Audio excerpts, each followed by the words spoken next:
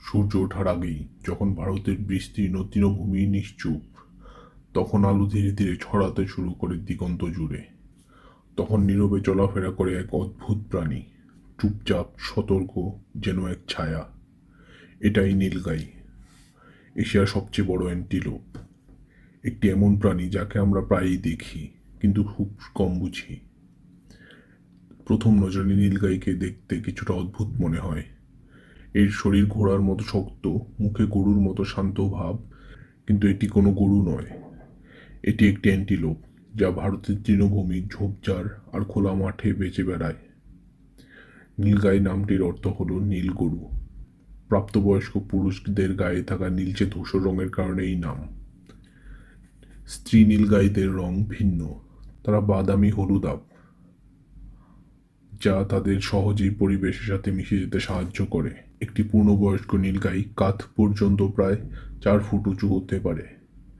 এদের ওজন 200 কিলোগ্রামেরও বেশি। এত বড় হওয়া সত্ত্বেও তাদের চলাফেরা অত্যন্ত দ্রুত এবং হালকা। লম্বা পা তাদের দ্রুত দৌড়তে সাহায্য করে, আর বিপদের সময় তারা লাফিয়ে লাফিয়ে দূরে পালাতে পারে। নীলগাইয়ের শিং হরিণের মতো নয়। নীলগাই তাদের শিং ফেলে দেয় না। পুরুষদের ছোট, সোজা, শক্ত শিং থাকে, যা প্রতিরক্ষা এবং প্রতিযোগিতার সময় ব্যবহার করে। সকালে আরো ছড়িয়ে পড়ার সাথে সাথে একটি ছোট দল ধীরে ধীরে সামনে আসে। স্ত্রী নীলগাই আর তাদের বাচ্চারা, তারা শান্তভাবে ঘাস, লতাপাতা, ঝোপঝাড় খেতে থাকে। নীলগাই তৃণভোজী, আর তাদের প্রতিটি খাবারই পরিবেশে একটি গুরুত্বপূর্ণ ভূমিকা রাখে। তারা বিভিন্ন ধরনের উদ্ভিদ খাওয়ার মাধ্যমে তৃণভূমির ভারসাম্য বজায় রাখতে সাহায্য করে। তাদের চলাফেরা বীজ ছড়াতে সাহায্য করে, যার ফলে নতুন গাছপালা জন্মায়। কিন্তু এই খোলা প্রান্তরে বেঁচে থাকা সহজ নয়। এখানে লুকানোর জায়গা খুব কম, আর শিকারীর চোখ সবসময় তীক্ষ্ণ। এক সময় এই ভূমিতে বাঘ, চিতা আর বন্য কুকুরও ছিল, যা নীলগাইয়ের শিকার করত।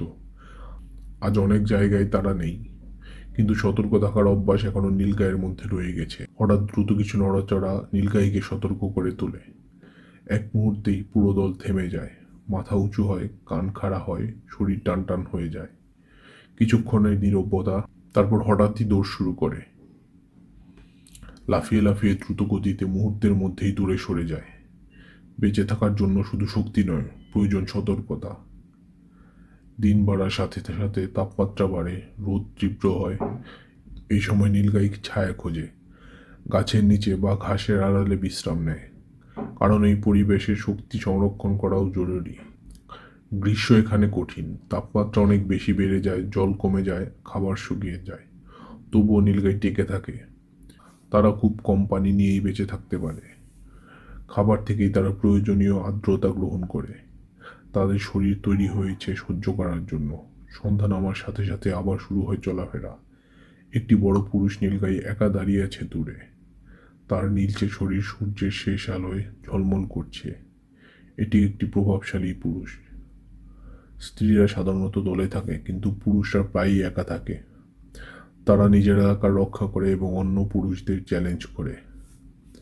দুই পুরুষ মুখোমুখি হলে এক ধরনের নীরব উত্তেজনা তৈরি হয়।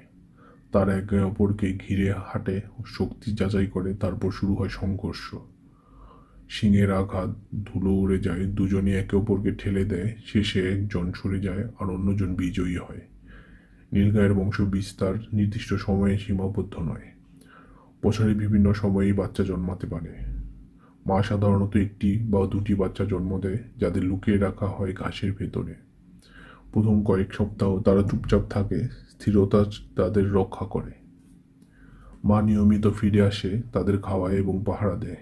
ধীরে ধীরে তারা বড় হয়, মায়ের সাথে চলতে শেখে, এই বিশাল প্রান্তরে বেঁচে থাকার প্রতিটি নিয়ম শিখে। অনেক জায়গায় তাদের সম্মান করা হয়, কিন্তু কৃষি জমিতে তারা কখনো কখনো সমস্যার কারণ হয়ে দাঁড়ায়। ফসলের ক্ষতি করে, যা কৃষকদের জন্য বড় চ্যালেঞ্জ। এই দ্বন্দ্বে দেখায় মানুষ এবং বন্যপ্রাণী সহাবস্থান কতটা কঠিন। তবুও নীলগাই নিজেকে মানিয়ে নিয়েছে। গ্রাম, রাস্তা, মাঠ সবকিছুর সাথে তারা বেঁচে থাকার পথ খুঁজে নিয়েছে। অনেক প্রজাতি যেখানে হারিয়ে গেছে, নীলগাই এখনো টিকে আছে, কিন্তু এই টিকে থাকা নিশ্চিত নয়। বাসস্থান কমে যাওয়া, মানুষের সাথে দ্বন্দ্ব, সবকিছুই তাদের ভবিষ্যৎকে প্রভাবিত করছে। রাত নামা শুরু করে, প্রান্তর ধীরে ধীরে ঢেকে যায় অন্ধকারে। একটি দল নীরবে এগিয়ে চলে, তাদের ছায়া মিশে যায় অন্ধকারে। নীলগাই এক প্রাচীন গল্পের অংশ, যে গল্প হাজার বছর ধরে চলছে। বেঁচে থাকার গল্প, মানিয়ে নেওয়ার গল্প, সহাবস্থানের গল্প। হয়তো তারা সিংহের মতো গর্জন করে না বা হাতির মতো দৃষ্টি আকর্ষণ করে না, কিন্তু তাদের গুরুত্ব কম নয়। তারা এই প্রান্তরে নীরব রক্ষক। আর রাতের হাওয়া যখন ঘাসের মধ্য দিয়ে বয়ে যায়, তখন সেই নীল ছায়া নিঃশব্দে এগিয়ে যায়। চোখের আড়ালে কিন্তু প্রকৃতির ভিতরে চিরকাল বেঁচে থাকে নীলগাই।